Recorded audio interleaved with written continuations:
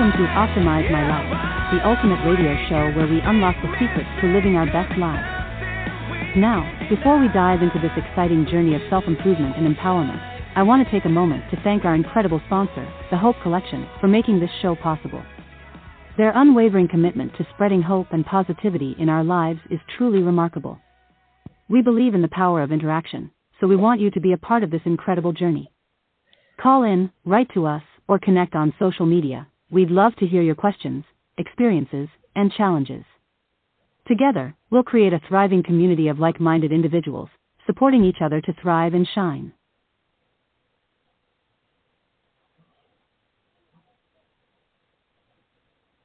Happy New Day, Judge. It's your neighborhood juice dealer and dope dealer.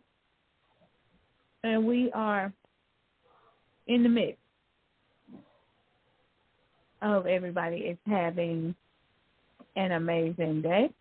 Everyone is doing what they got to do and all the things. Today is a rainy day in Atlanta. And I know on Thursdays I'm at Good Sam cooking up all the wonderful things. And I am coming after the day after the anniversary of 9/11. And I know a lot of people were just remembering where they are and where they were at the time. And I just want to, give a moment to just remember the soldiers, remember the people who lost their lives. Almost 3,000 people died that day. And I just wanted to start this show off in that manner, just by giving some remembrance to, the date. Since you're in Atlanta, a lot of schools have been getting threats. Last week there was a shooting in a school about 40 miles east of the city, and some students never made it home to their parents. So we're living in some different times, y'all. And knowing what to do in the midst of a crisis is one thing, but when it actually happens to you and it hit home, sometimes there's nothing to do but just simply be. So I just want to just take a moment, like I said, to just a little moment of silence to remember. Thank you. And now, to get into all things autism, as always, if you guys have been following us on social media, you know Gage is back to his workouts. He's good. And we're really trying to combat childhood obesity when it comes to him. And just really just trying to figure out how to help him, how to get him on board, get the grandparents on board. And it has been, a pretty decent, I would say, journey that we make go unnoticed. And I just want, people to know that Mom, Dad, you're doing a great job, regardless of how you feel or what may be going on in your life. You're doing a great job. You're doing all that you can for your little person. And, that's a great thing.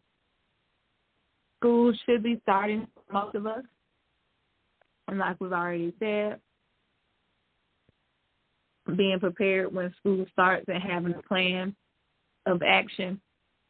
And even talking to your children at home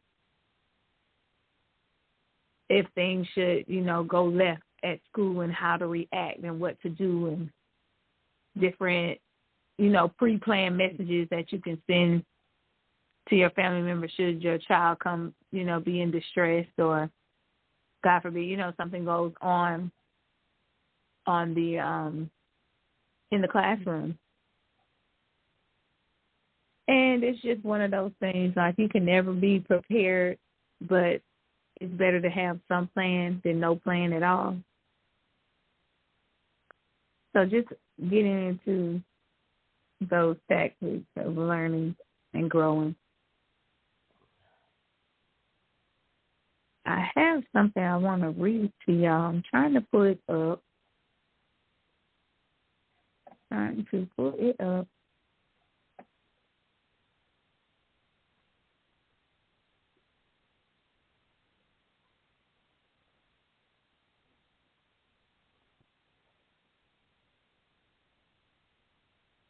Delay here. I really trying to pull my notes up.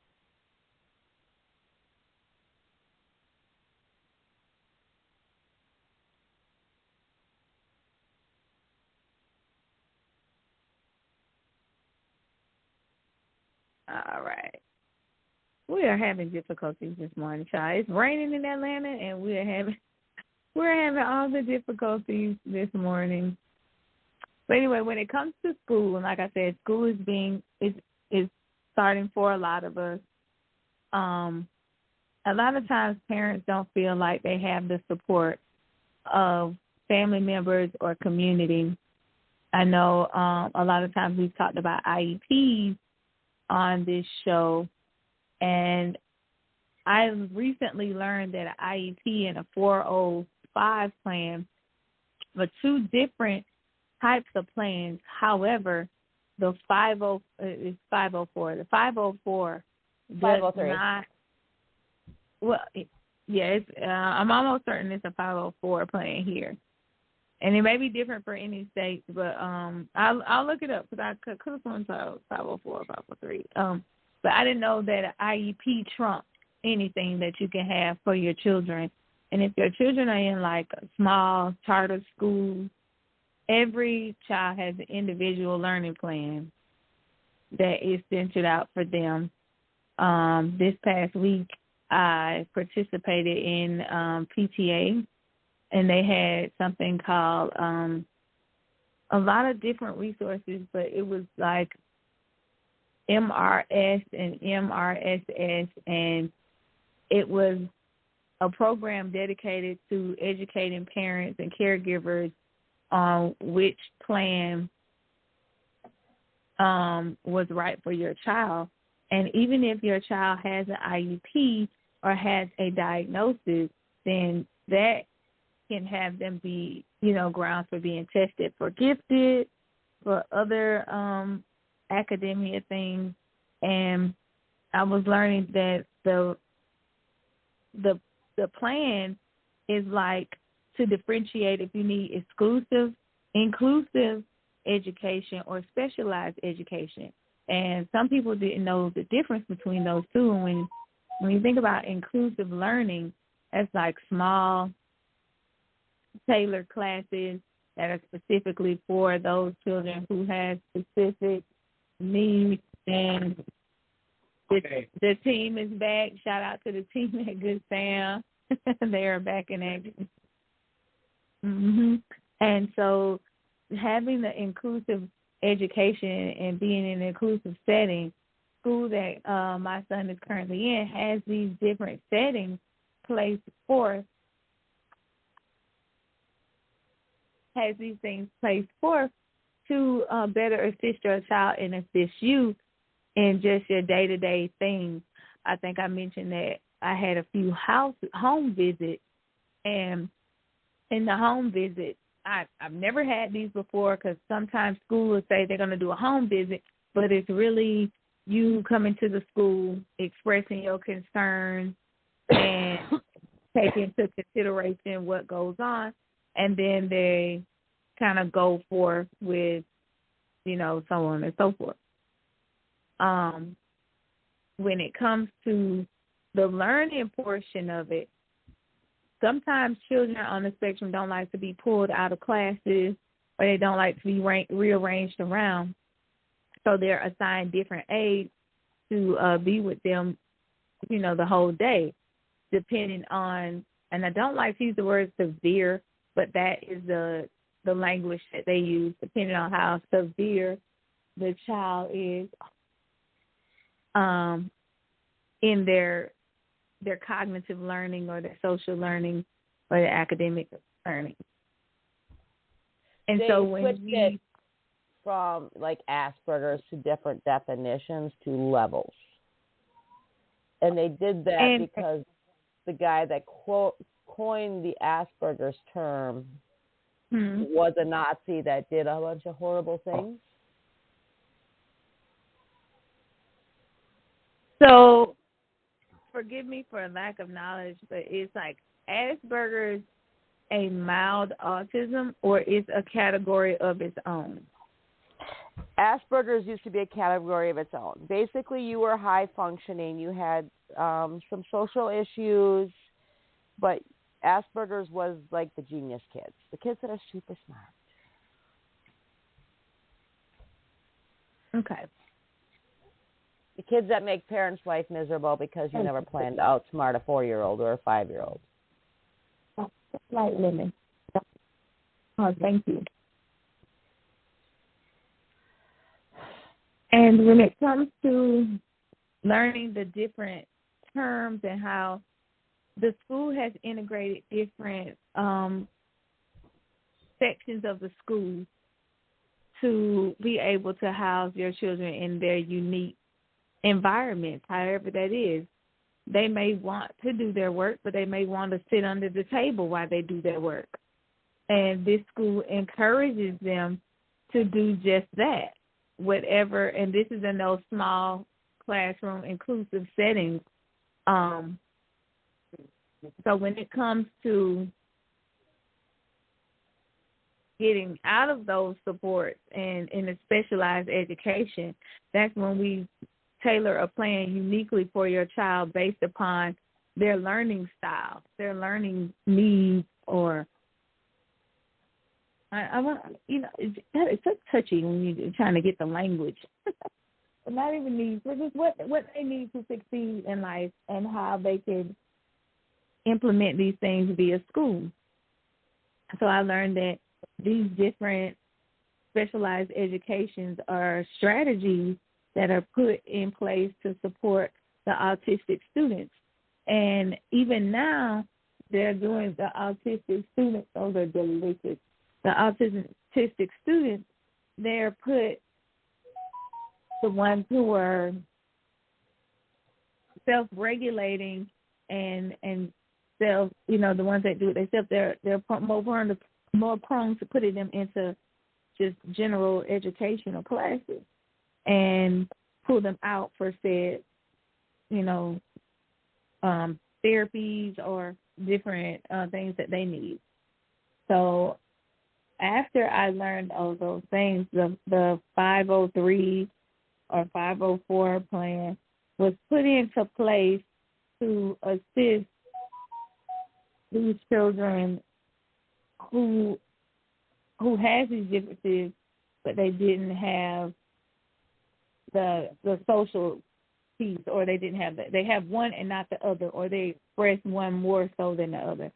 So it's pretty much I like the other one. So it's pretty much to the point where once you begin to differentiate the two, then it goes into the strategy, like I said, and the support of them. So then that's when they did the home visit. They come into the home to see if there's anything more that you need in your house to support your scholar, anything that they have. Turn up. Let me see, there's 10 marks. Anything there's more, to see if there's any more things that they can support them. Now, some of these schools have ABA therapy. We all know how we feel about ABA therapy from time to time. But they have these different specialists that the children go to. And maybe it's occupational therapy, but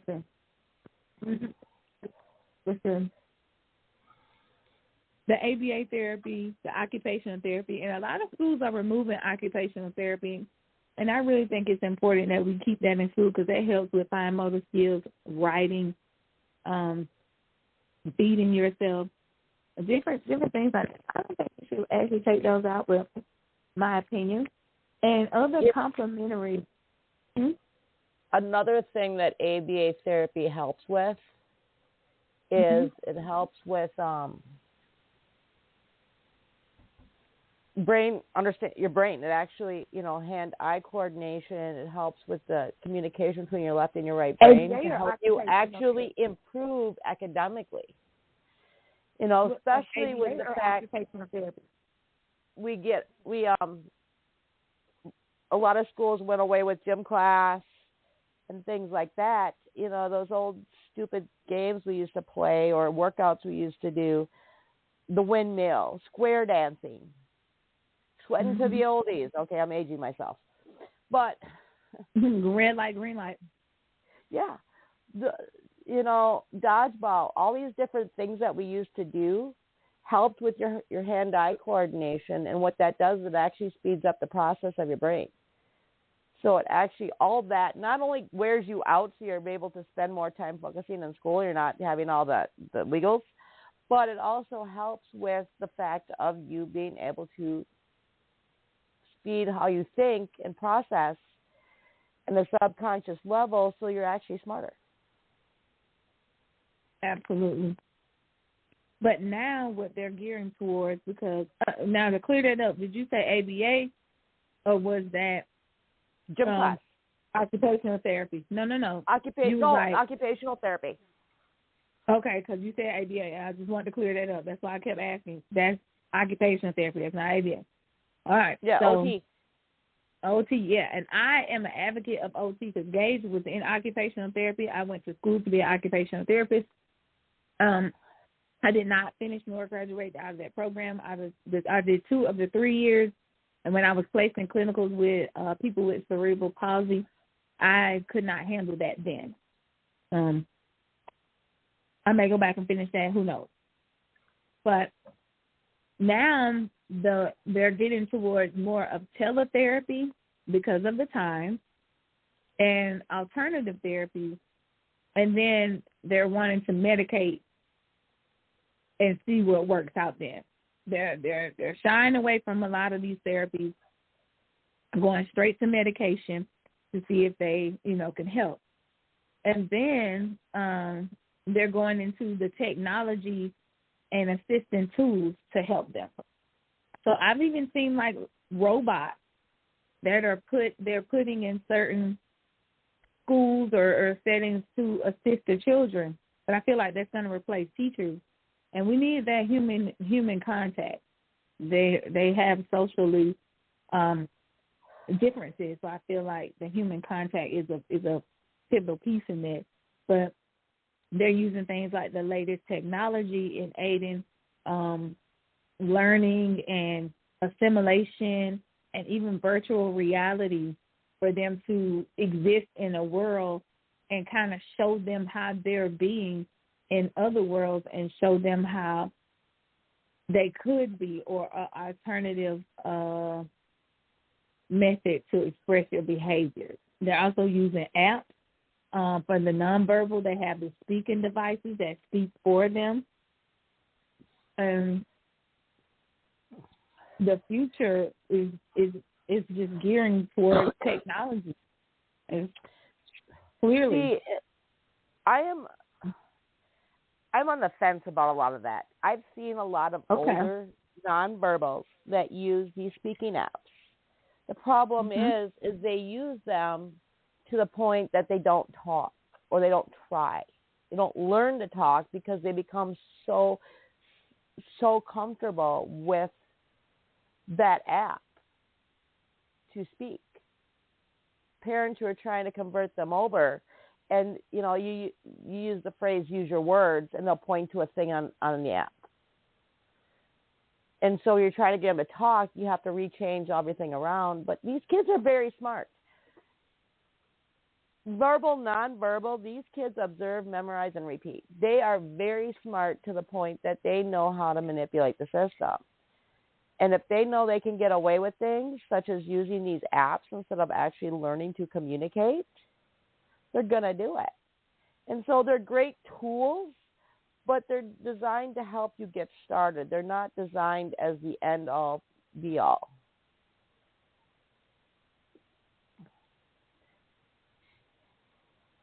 And the more we rely on technology, we talked about this last night. We did a special show on 9/11, and we ended up bringing it into the education department because we're not teaching 9/11 in our school systems, especially in the elementary schools. And you know what I did last night? Don't lose your thought. I just want to add. Last night, and I do this. It was a joke on Family Guy. I was like, "What did you do on 9/11?" I thought about 9/11. But seriously, last night at 9/11. I just happened to pick up my phone. I laid down in my bed a little bit before 9 or around 9. And don't lose that, Mary, because I'm coming back. But anyway, at 9/11, I literally thought about 9/11. And so I asked Dave, do you know about 9/11? Because y'all know, Mary, girl, we're going to talk about that in a minute. But anyway, we're in the bed.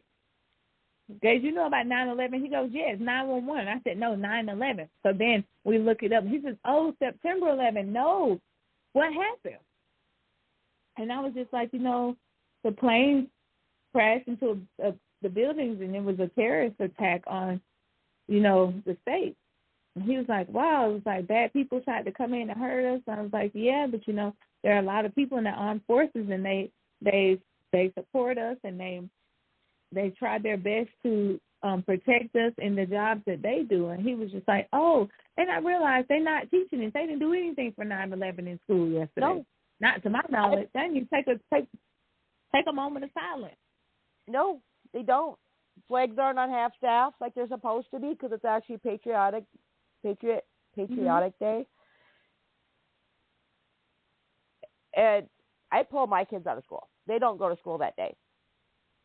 Okay. First day of school, I always tell the teachers, until the day you teach it in your school, my kids don't go to school that day. Down, we do the memorials, we talk about it, and we adjust the education level to where they're at. So, for instance, with Ariana, because she's so easily traumatized and she doesn't understand the concept of bad man without having to go into details and explain it, and mom's not ready to fully explain things yet because my mental level is not there yet because I still can't go through the ceremony on TV without crying. We talk about how the firemen and the first responders and the military and individuals did the ultimate act of kindness, and that they sacrificed themselves to help others when the planes hit. People ran into buildings instead of running out of buildings. We talk about it that way when they're little, and as they get bigger, we talk more about the military and the terrorists and stuff like that, especially because they know mom jumped out of helicopters. They know mom did search and rescue. Mom was a medic. They know all that stuff, but they don't know the details of what I do. And so I try to keep it very there with as little details as possible. Yeah, but you still let them know. Yeah. Oh, I can't hide it. My stuff is everywhere. We talk about it on the radio a lot. My kids use it.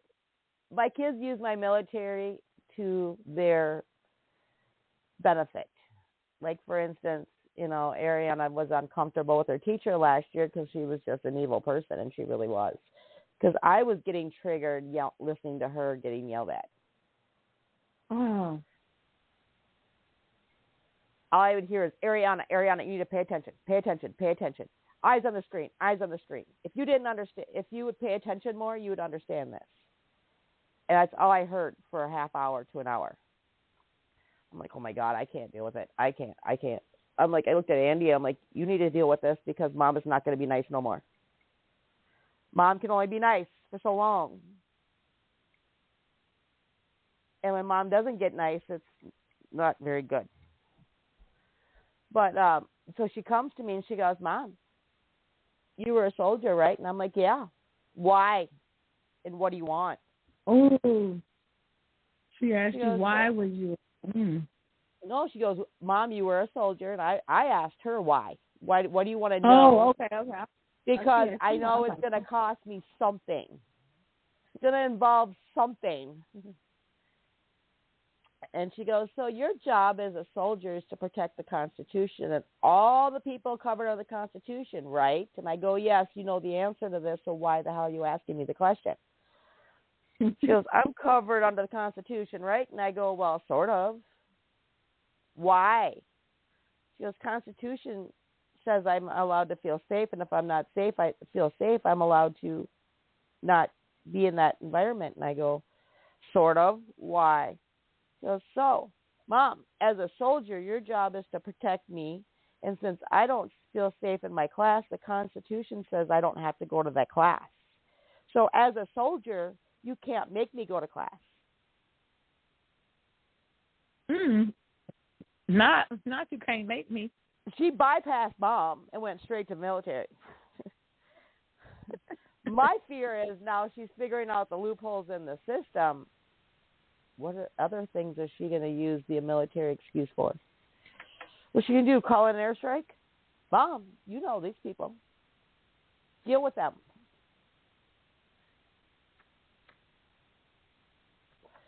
So she's already figured out the loophole to when she screws up. But yet the school called her dumb because she tested low on the scale when she was 4 in her IQ. So they wrote her off as dumb. And so she comes and she goes, Mom, you know, when I screw up, I pray to God to forgive me. And so because God forgives me, you have to, because God outranks you. Now, let me, real quick. Once they take this test, can they take it over? How long does it last? Every couple of years, they need to take it over. It's like 4 times. But here's the cool part of the IQ test. Normal kids, once they score on that test, that's your IQ is your IQ. They have found that autistic children, as they get older, because their brains develop slower because it's always going, so it doesn't get that. It takes longer for that whole breakdown and repair and, you know, all that stuff. They actually can increase their points up to 50 to 100 points. So just because you tested low on the scale when you were 4 does not mean you're dumb. That's why they have to retest them every few years, because it will actually increase as they get older. I just don't think their genius can be measured by a standardized test. I feel it's like not it a should standardized be test. It's a series of different tests. That's what I'm saying, but I think they should cultivate the test based upon the child's gift, their giftedness. No? They do. Okay, they do. Okay. Because I was like, wait, is it what kind of test? When you say an IQ test, I think that's different from the test when they do gifted. It's a variation. So there's different tests for different things. But the thing is, it's not just a pencil and paper test. It is objects and problem solving. It's different things. It's conversations. There's a lot of pieces to these tests. So it helps them to figure out cognitive where they're at. Are they good academically? Are they good creativity? How's their brain processing? It's when the person that gives the test is very good at her job. Like I've had a couple that weren't, and I've had some that were phenomenal. So they threw out the paper test and redid it a different way because my son wasn't cooperating. He was deliberately doing everything wrong on purpose. And she's looking at me and I go, hey, I told you, I warned you all. There's days he's a flipping genius. There's days he's dumber than a box of rocks on purpose because, you know, no dumb kid can ever get them all wrong on purpose. I mean, on accident. It's impossible. If he's got to think that hard to figure out the wrong answer, he's going to do it just to screw with you because he thinks it's funny.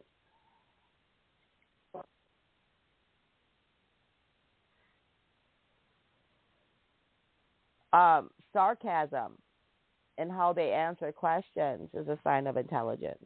It's how quick your brain thinks. I didn't know that. That's cool. I'd be smarter than average bear. Yes.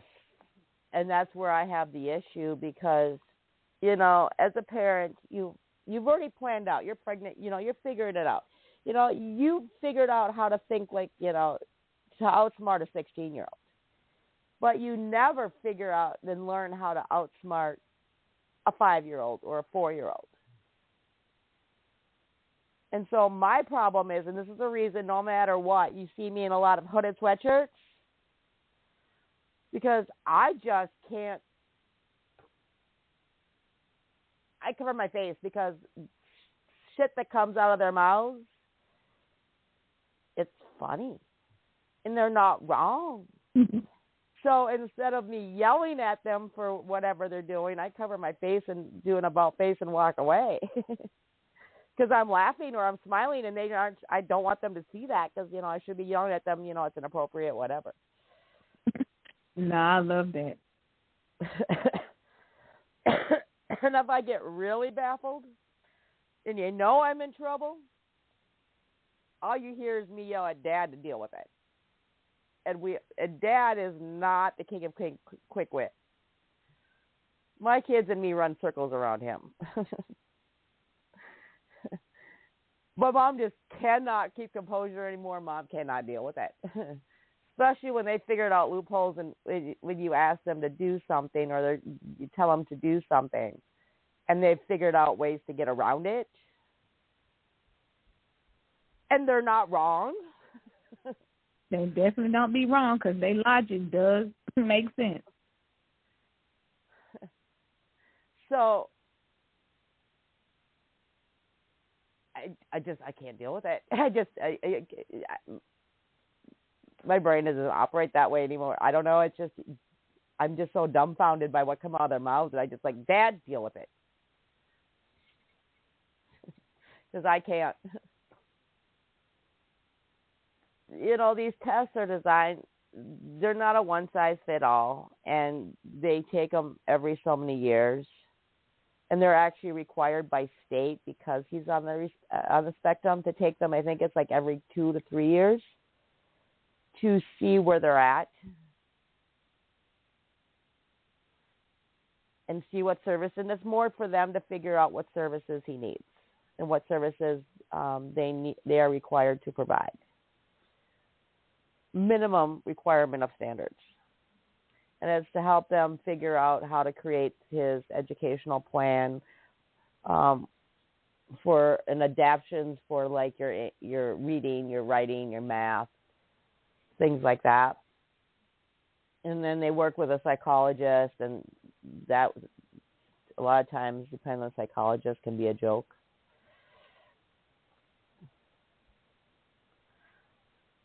A lot of times I've found a lot of these therapists or psychologists, they focus on the whys for everything, and they like focus so much because they still have this concept of not understanding. These kids understand feelings, they understand emotions. They just feel them a lot differently and a lot stronger, and they don't always have the words to express them. Times with their discoordination or the lack of communication between the brain and the body, they don't always express them on their face. And a lot of that has to do with the therapies they're in, where they're not given the taught to express them naturally. They're being told and forced into you're happy, you smile. And you're having this brainwashed into you, you know, facial expressions and what they are. And so it takes them longer to process all that. Instead of looking at themselves in the mirror and saying, okay, what are you feeling right now? And, you know, what's your face showing? Which is a reason why a lot of autistic individuals are very good in acting, because they're able to portray anything because they're taught how to do that. Their face is a clean because they practice other emotions to earn, and they're not really their own. They're easy to just get into those roles because it is acting, or is it because they've conquered masking? They've conquered masking, but two, it's because there's been such a miscommunication error, and we have not progressed since the 1960s in our understanding of autism, or what's accepted as understanding of autism. And so the biggest misconception is these kids don't feel emotions. They don't understand emotions. Hey, guess what, guys? They do. If they didn't, suicide rate wouldn't be as high as it was. It's the fact that they are taught this is what is the status norm. You know, you're sad, your face is down, and this is how you're supposed to feel when you're sad. When you're sad. This is how you're supposed to look and what's going through your body when you're happy. It's not talking about them and how they feel. It's a general when you're like 2.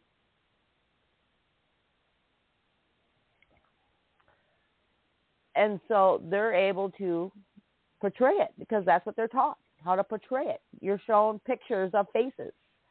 It's the ABC of emotions, and literally it is a bunch of faces that show you different emotions, and you got to learn to look at a face and say, this is happy, this is sad, this is anxious, this is, crabby, things like that.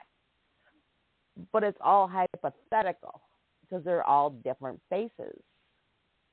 And instead, they need to start going through that person and, having them look in mirrors and understanding what they're feeling themselves. And that's why they're so good at acting, because they're taught how to portray it. It's how to mask it, but it's also how to show it. Mm. And they're told because your face doesn't always show it. Well, guess what? Mom's face doesn't always show it either. And the big part of the reason why, have you ever heard the saying that your face basically is what you're thinking? And so, like, their brains are always running. And that's where they have the disconnect between their brains and their bodies. So their bodies may be feeling one thing, but their brains are thinking completely different. And they're not taught to understand, put the pieces together. And so, which is why, Mom always has, the crabby bitch face. It's not that I'm crabby. It's just I'm not thinking anything. It's just my go-to face. God made me that way. Deal with it.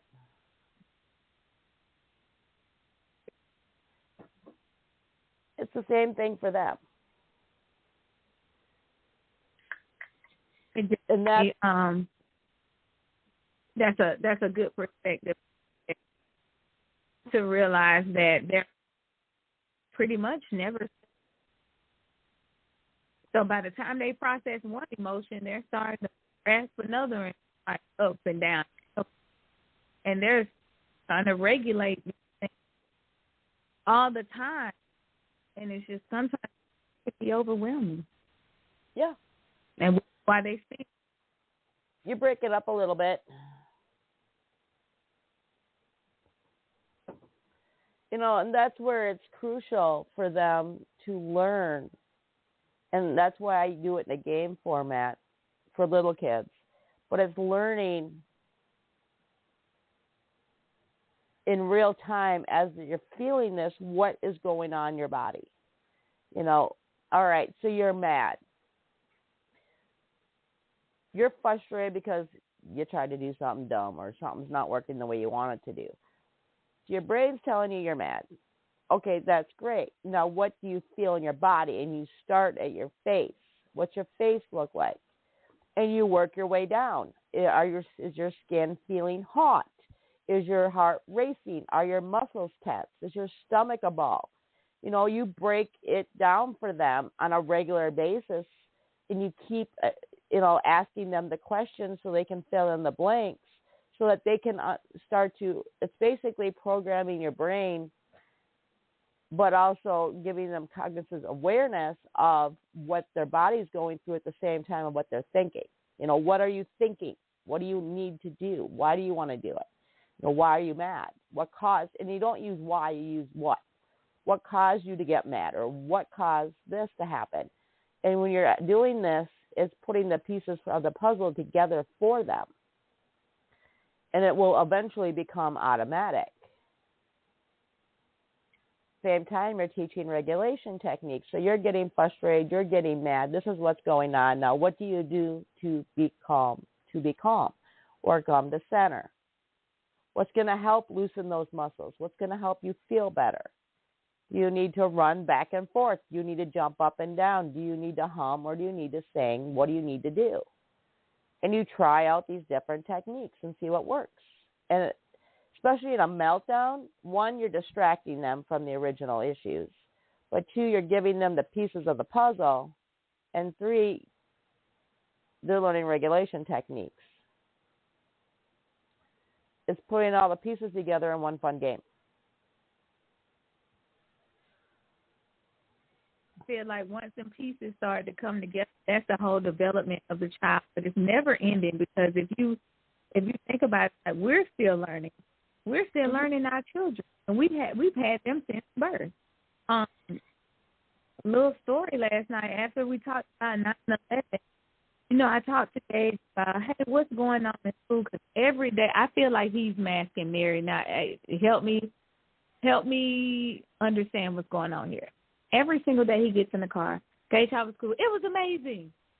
And he never deters from that. And I know some days he have moments that they're not good because the teachers, do y'all use Parent Square? Baby, we use Parent Square. And it's literally like text messaging between you and your teacher, your child's teachers, and the school in general, and any person that is anybody in that school.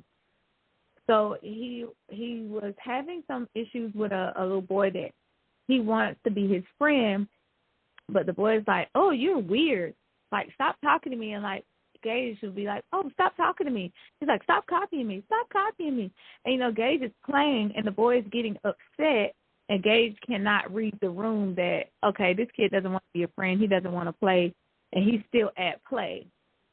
And, he get upset and they argue it with each other, but then later on they're playing with each other. So, and this kid too has a superpower. And so I'm trying to explain to Gage, like, baby, you got to learn to read the room. Can't be so literal sometimes. You just got to learn how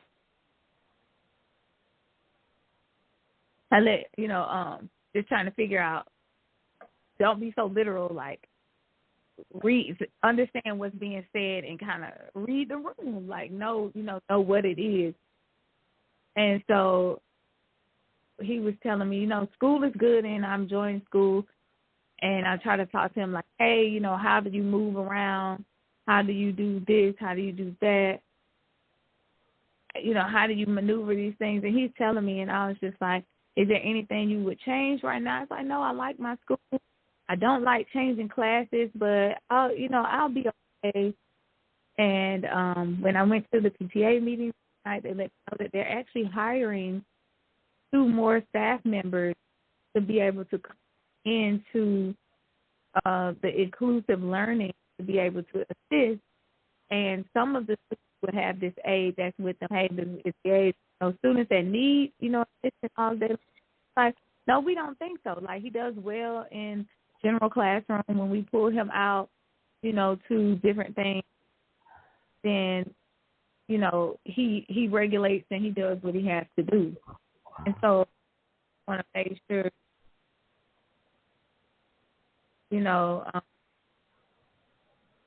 that I'm doing the right thing.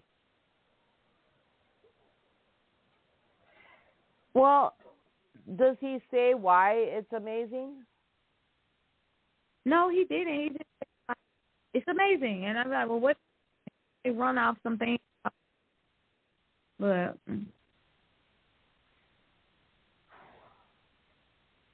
I don't think he masks per se. I think he focuses on the positive parts. He's like Eric, because he's so much like Ariana. Them two are like 2 peas in a pod. And so they don't ever focus on the negatives. They kind of bury the negatives.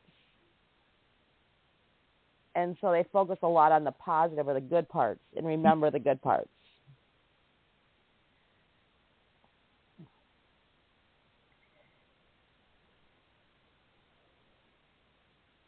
Okay. But we got to start giving him the words or helping him, if it's drawing pictures or giving him a resource to figure out what's one good thing that happened, what's one bad thing that happened. Type of deal, so that you can see if he's masking or if he's just focusing on the positive. In therapy together, because I want to know what's going on with him. And he's always a positive kid. They say that at school all the time. He's always positive. He's always positive. He never really. I had to tell him to stop messing with her because like he likes her, and like one of the, he's in middle school. Like, oh my gosh, you're weird. Like, I just want to be your friend, and she's like, I don't want to be your weird. And he may clap and go off to himself. And I feel bad about that, but he still has to learn to keep people's personal space. So I try to teach. Yeah. And so in the conversation, like sometimes it's a little bit difficult at school, but just take deep breaths and answer it the best way he can. And he's like, if someone doesn't want to be a friend, it hurts my feelings a little bit, but I just go and find somebody else to play with, or I go play by myself. Is he in a social skills class? That's so the meeting that we Tuesday, I just put him. It's like a socialization class. It says it's preparing. If your child's in middle school, they're in middle school, they're in high school. What the class from it? School should be offering a social skills class, and what it is they take a couple regular kids and a couple special kids, and they sit down and they teach interaction. It's how to make friends. It's how to understand social cues. It's about how to create a conversation, things like that. It literally teaches how to be social. Okay. And that they're starting to integrate that with people that in like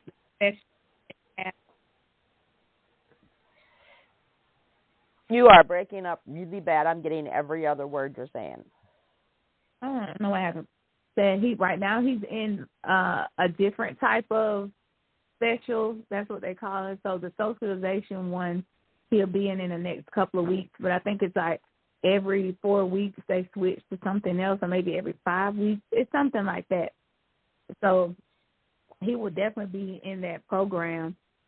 It's part of his learning plan to get him up to speed with that. And then I've noticed, like, if he doesn't want to do something, girl, his handwriting be all over the place. But if it's something he's interested in, girl, it'd be so neat and so, on the lines and everything. So I think, like I said, I probably need to see if I can get to open him up in his language. Well, but before we went to, go ahead. And this is a double-edged sword. So when the testing's done, they'll figure out what he's good at, what he's not good at. But, and that's like with Connections Academy, like with David this year, we're not focused on academics. He's already there. So literally our goal for this year for him is to participate in non-preferred activities. So, like, he literally has a writing class and it's not because he can't write, because he can write. It's to get him to write things that he doesn't want. All about adjusting to being able to do your schoolwork that you don't want to do. Write about what you don't want to do.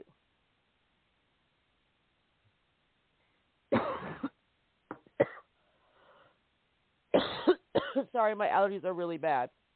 I live in a farming community, and they're cutting down hay. And that's the fine line, is that once we find out where he's at, to be able to, one, modify his assignments that are required academically, to, instead of reading this book that's designed for the class, reading this book that he likes and doing the same assignment, parallel assignment to what is interested in him. And slowly integrate doing things that he doesn't want to do.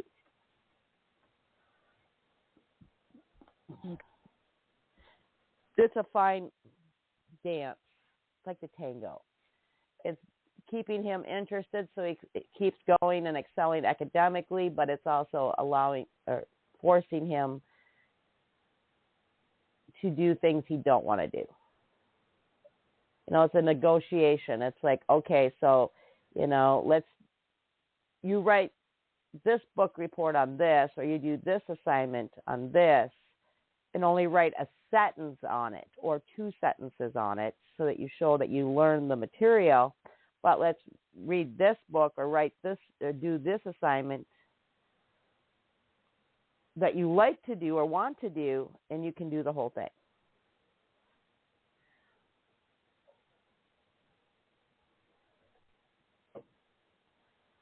We got to wait and figure out where he's at academically to figure out where his strengths are and his weaknesses are, and focus on his weaknesses based on his, and the fine line is where you're taking the weaknesses and using them in a sense that of what he's interested in to help encourage him to improve it, and working with him to improve it. And his strengths are where he's going to learn to do things he doesn't want to do because he's already there. Mm-hmm. And that's the fine line we can walk on, and we can create a plan based on that once we get the results back to figure out where he's at. All right. We trying all the things. Oh, in the update, he sleeps on the chase in my room. Says he doesn't want a bed in my room, he'll take the chase. But we all know before the night's over with, he's in Mom's bed.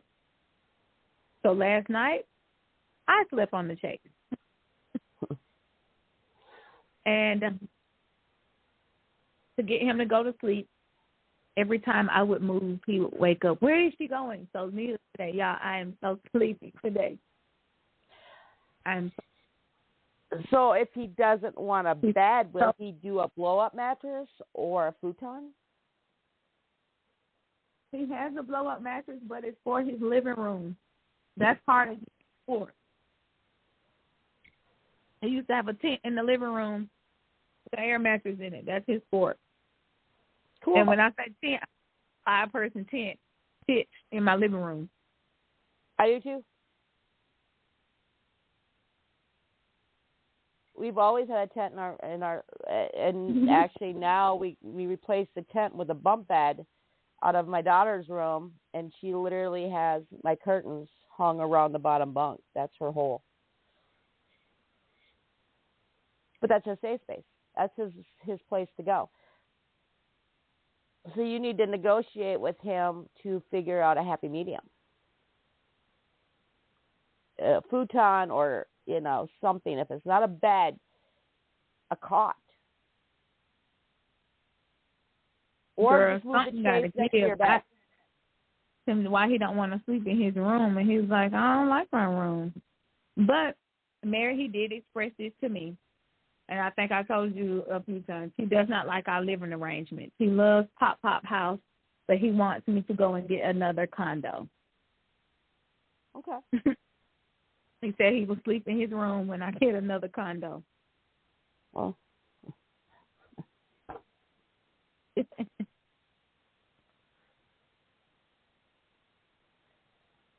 What is it about Grandpa's house you don't like? It's not our house. Oh. Yeah, it's not our house. Can't help you there.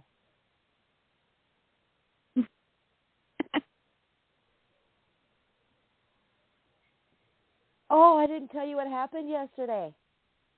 Tell me, girl. Okay, so David's all about empathy. He is completely empathy. So Dad tripped and fell and banged his head last night. And Wait, so Dad tripped and fell outside because the cat was running in the dark and Dad didn't see it. Black cat. No. And he banged his head. I woke him up every 2 hours just to make sure. But he had a big, he's got a big bald spot in the back of his head. And so he ended up with a big red spot right there. So David's screwing around, and I had to tell David, you need to calm down because Dad hit his head. Dad's head hurts, and you need to, stay calm. And he goes, where? And I showed him. He runs into our kitchen and grabs Superman Band-Aids. And so he grabs the Band-Aids, puts it on Dad's bald spot, goes and grabs the ice pack, puts it, he didn't mean to, but it wasn't too gentle, on Dad's head. And then every time my phone went off, he'd get up and run into our room and go check on Dad and make sure Dad woke up. But Dad's got an owie. And he would sing the boo-boo song.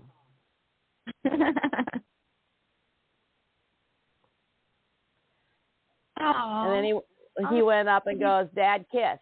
And he put action. And he turned his head so Dad would give him a kiss instead of David giving him a kiss. But it's a good compromise.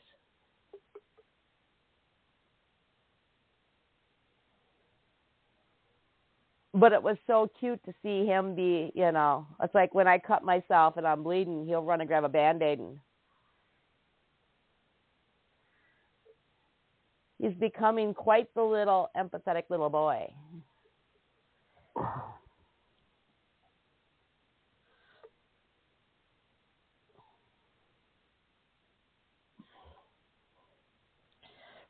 And when he was diagnosed when he was 3, we were told that he was, no emotions. He was a psychopath.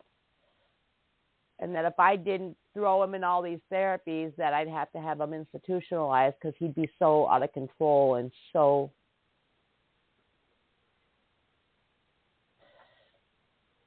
Yeah, I'm just grateful. He teaches me every day. And I'm grateful that David, it sounds like you got a little medical examiner on your hand. I do. He's another medic. Mm-hmm. He'll be the future doctor so that I can retire and just speak for a living. He can take care of me.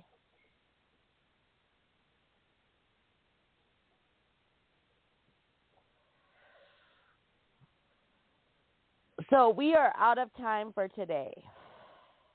For sure.